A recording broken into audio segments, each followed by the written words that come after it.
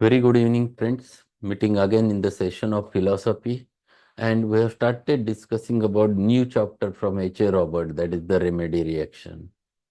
The introductory part which we have covered on that day, the certain aspects he has tried to explain. Second, a remedy reaction is the reaction which you have to observe when you have selected a simillimum and given to the patient.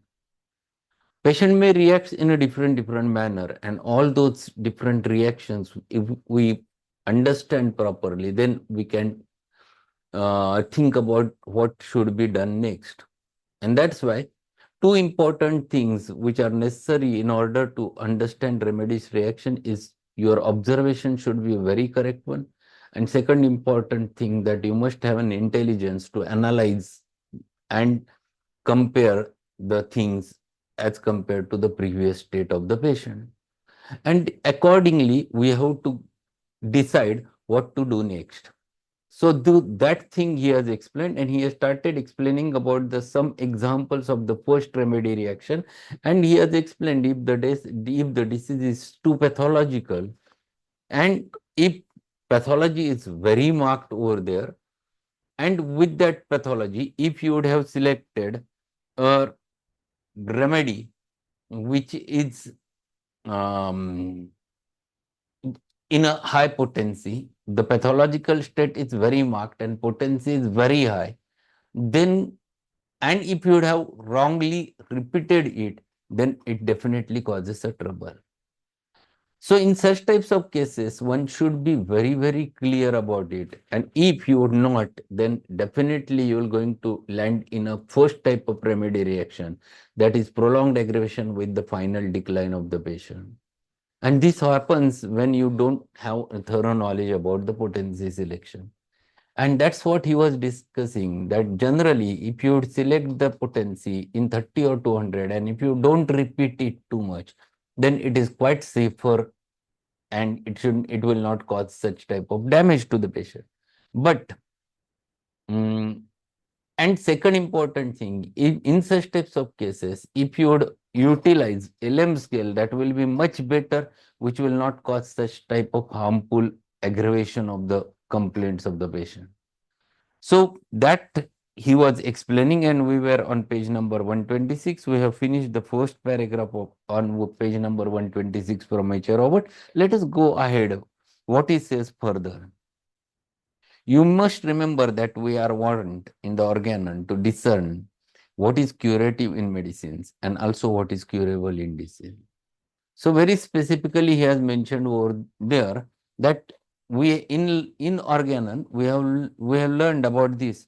What is curative in medicine? In third aphorism that he has mentioned about that, you must know what is curative in medicine and what is uh, curable in the disease. What exactly you have to treat. If you understand that, then there will be no such a thing happens. Generally, it happens that we don't understand the disease process and we start treating the pathologies. Actually, we don't have to treat the pathology, we have to treat the individual who is suffering from that pathology.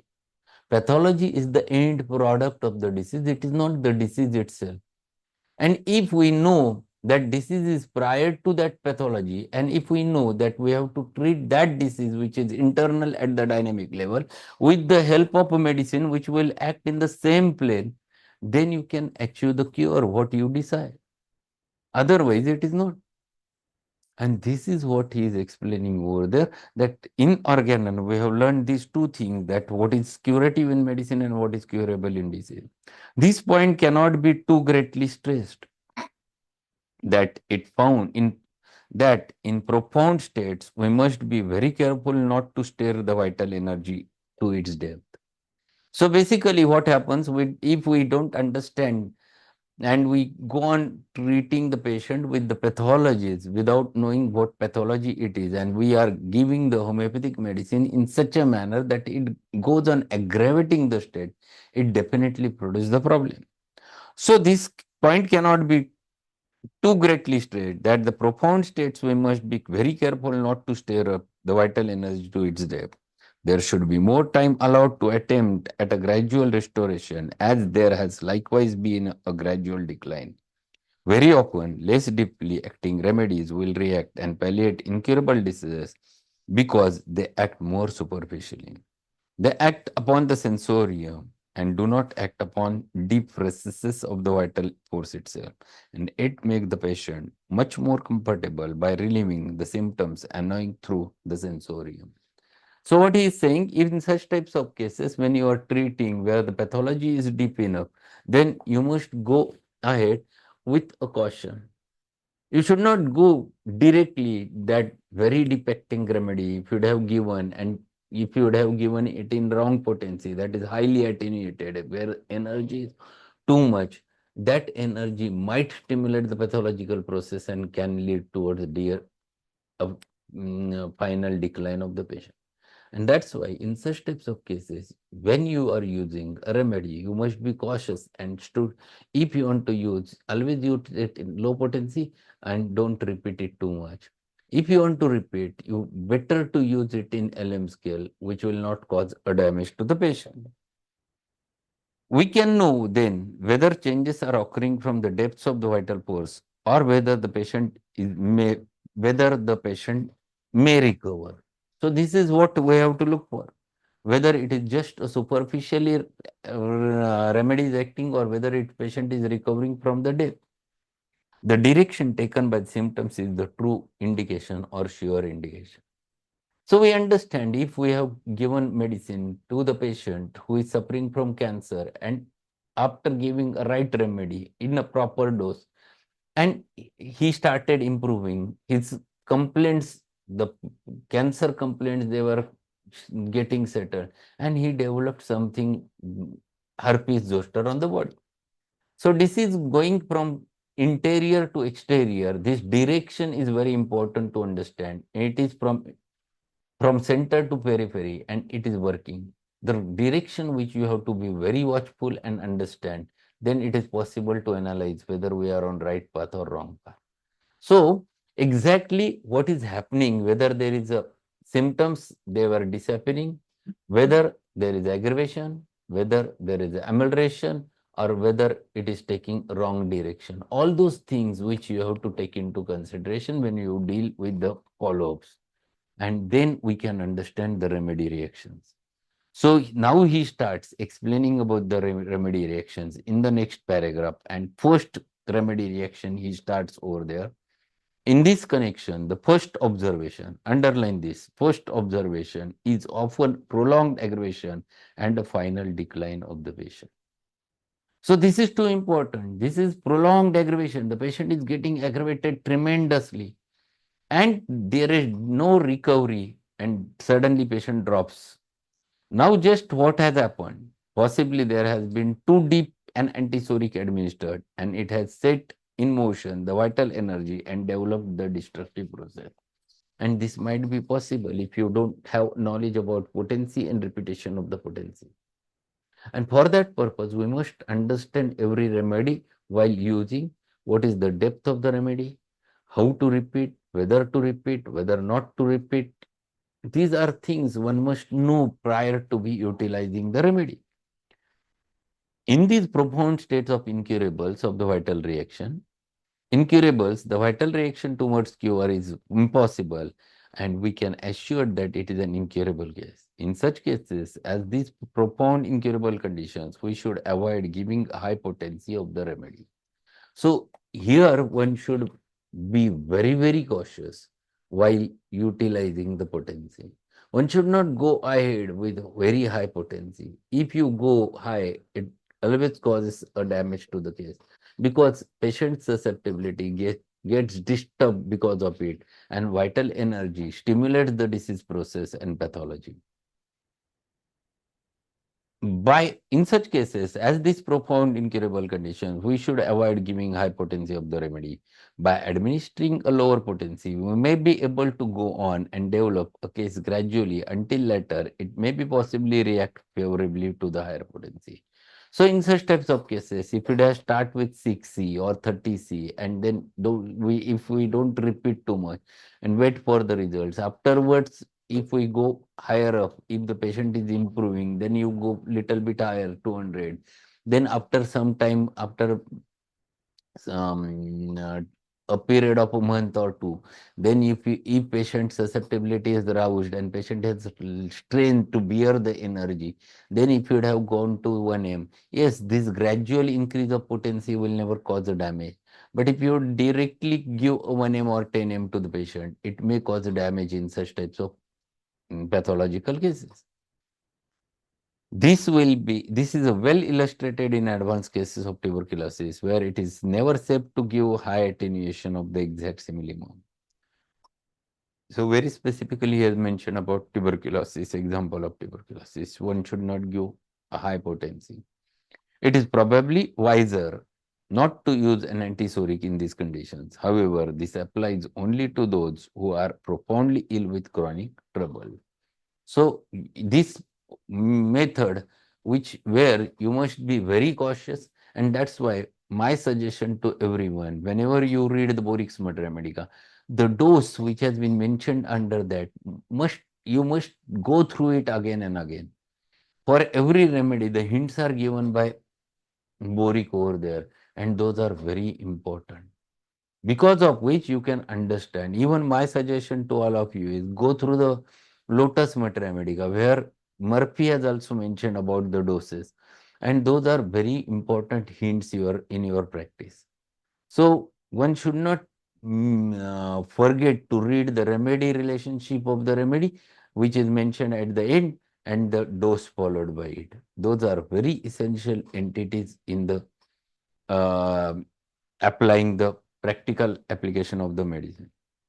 So this is first observation which he has mentioned, that is prolonged aggravation by and final decline of the patient. Now he turns toward the second observation. In cases where there is not profound disturbance, after the remedy has been administered, the aggravation may be long and severe. At the final reaction and amelioration comes. Sometimes in this state, the aggravation may even last for weeks. Yet improvement in general is continuously taking place, and then comes the amelioration and a slow but sure recovery.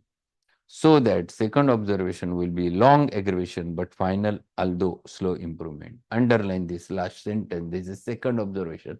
There is prolonged aggravation followed by slow amelioration or slow improvement of the patient.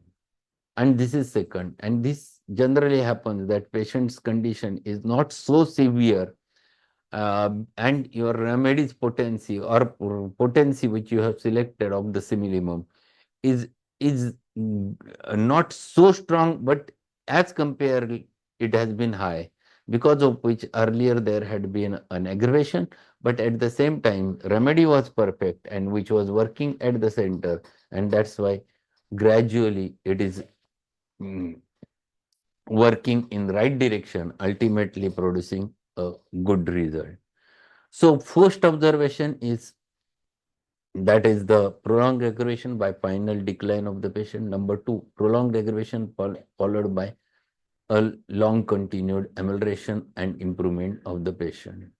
And this generally happens when you have selected, if you are treating the cancer case, which is not yet so much advanced, and you have selected very perfect remedy for the patient.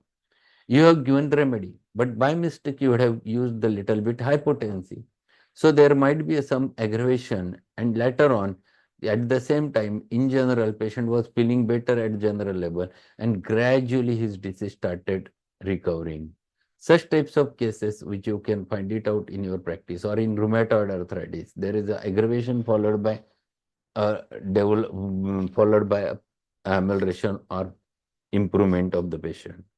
So these are borderline cases where the pathology is not so much advanced and produce the problem.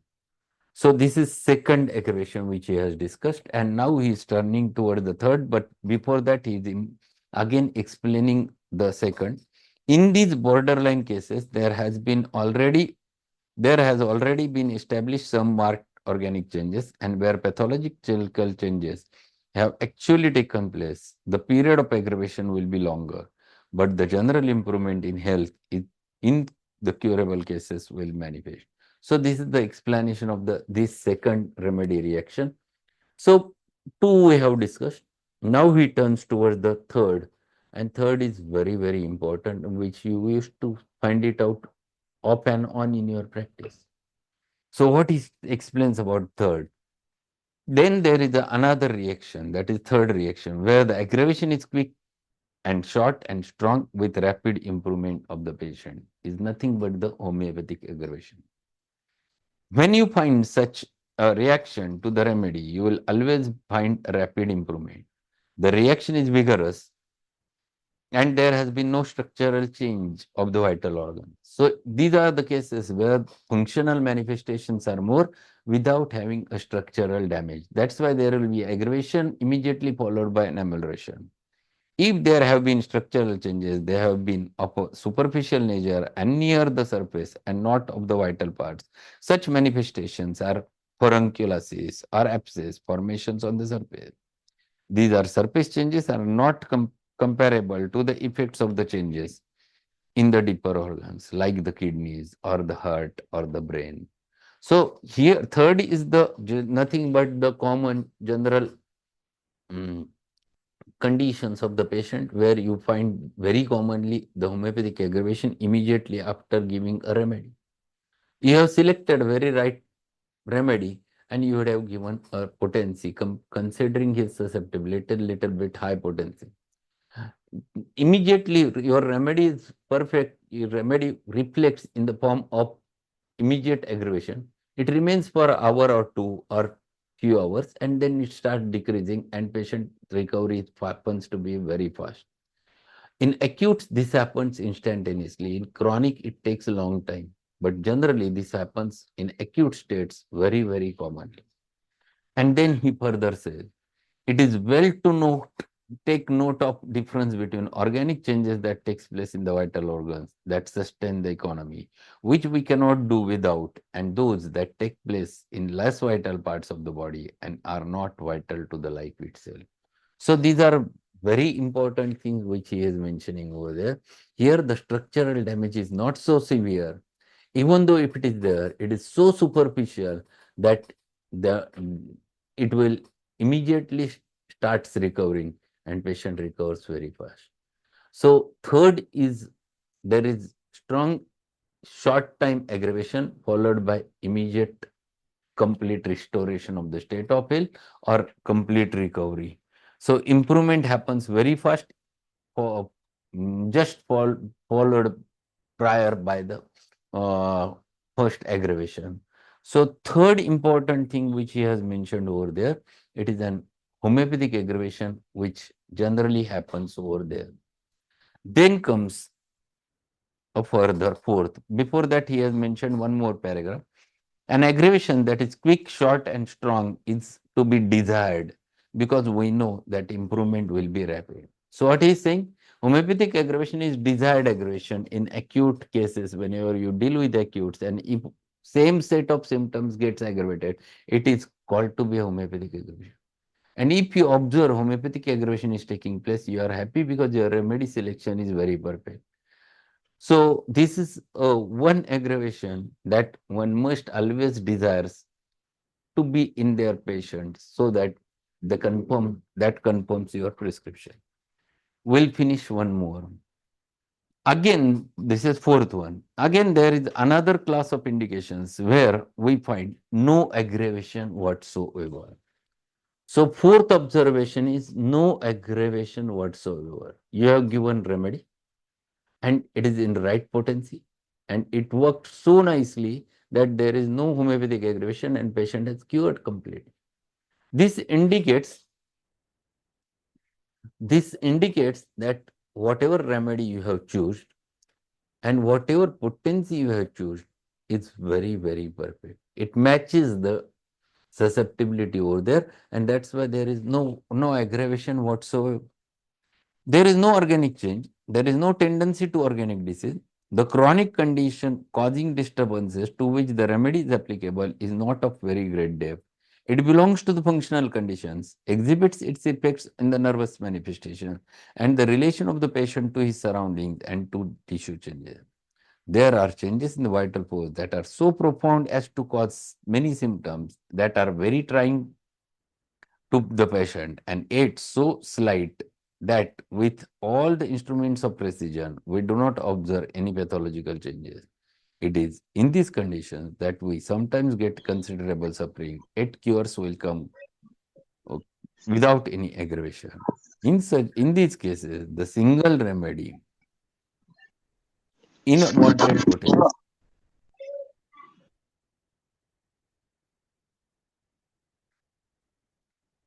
In these cases, single remedy in moderate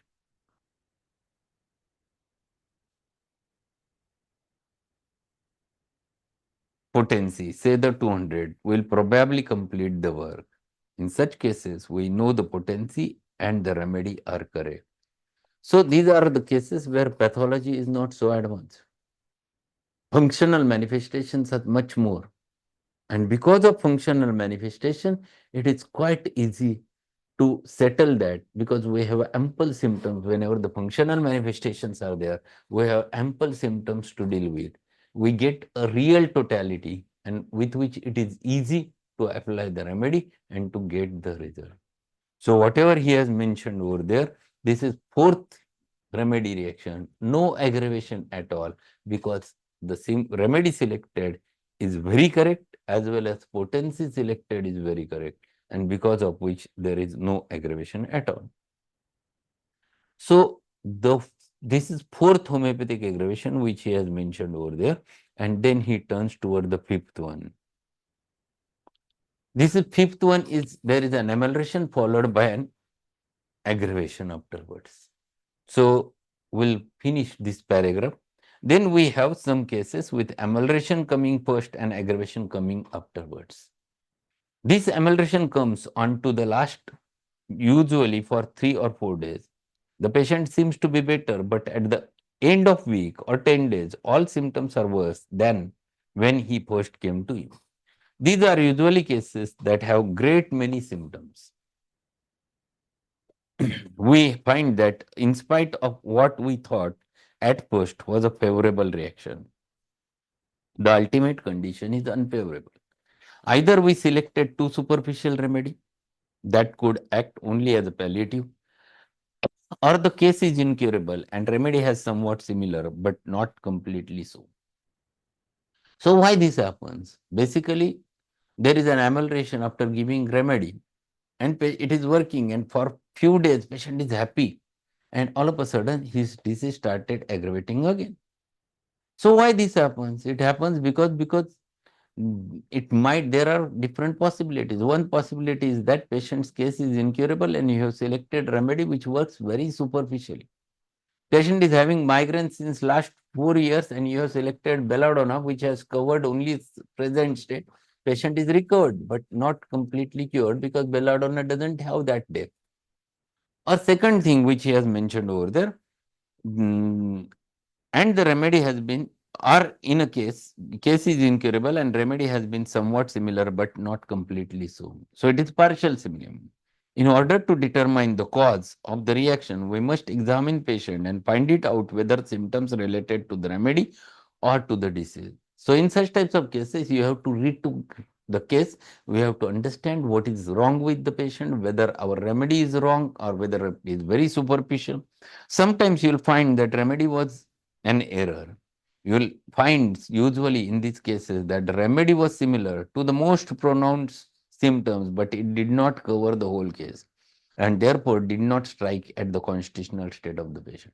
Sometimes it might be a very superficial remedy or it might be a partial similarity.